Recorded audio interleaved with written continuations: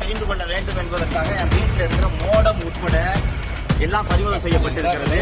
நீதிமன்றங்களின் மீது எனக்கு நம்பிக்கை இருக்கிறது.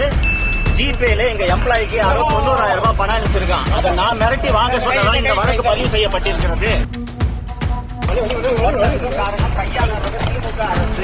காவல்துறை என்ன கைது செய்ய வந்திருக்கு. நான் இன்னும் கதவு திறக்கல, வழக்கறிஞர்கள் வரட்டும்னு சொல்லிட்டு வெயிட் பண்ணிட்டு இருக்கேன். உடனே தரங்க அப்படின்னு சொல்லிட்டு சொல்லியிருக்கிறாங்க.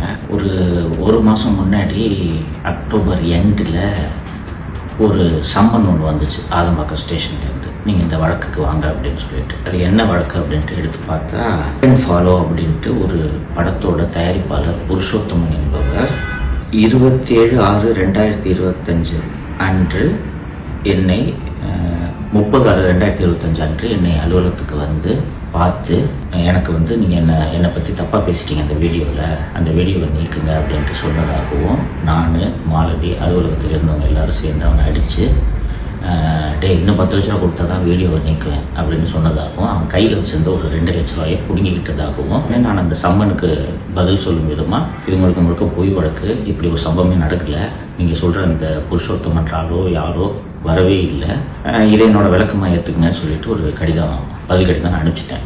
நவம்பர் 1 அன்னைக்கு நான் அந்த ரிப்ளை அனுப்பிச்சிருக்கேன். அதுக்கப்புறம் இது வரைக்கும் எந்த விதமான ஆக்ஷனும் போலீஸ் சைட்லேருந்து இல்லை. நேற்று நைட்டு சென்னை மாநகர காவல்துறை ஆணையர் திரு அருண் அவர்கள் பினாமி நிறுவனத்தின் மூலம் ஏகப்பட்ட முதலீடுகளை செய்திருக்கிறார் என்ற விவரங்களை வெளியிட்டதும் விடிகாத்தாலே இதே வழக்கில் கைது செய்யறதுக்கு வந்திருக்கிறாங்க. வழக்கறிஞர்கள் வந்த பிறகுதான் கதவை திறக்க முடியும், வெயிட் பண்ணுங்கன்னு சொல்லியிருக்கேன். இது உங்களுக்கான அப்டேட்.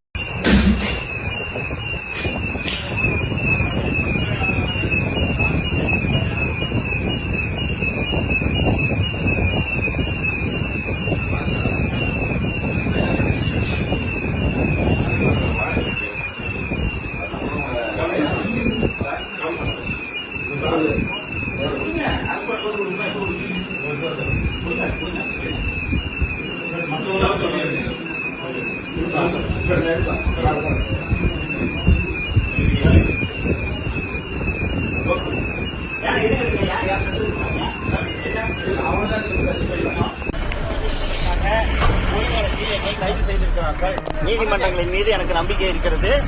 ஜிபேல எங்க எம்ப்ளாய்க்கு யாரோ 90,000 ரூபாய் பணம் அனுப்பிச்சிருக்கான். அதை நான் மிரட்டி வாங்க சொன்னதான் இந்த வழக்கு பதிவு செய்யப்பட்டிருக்கிறது.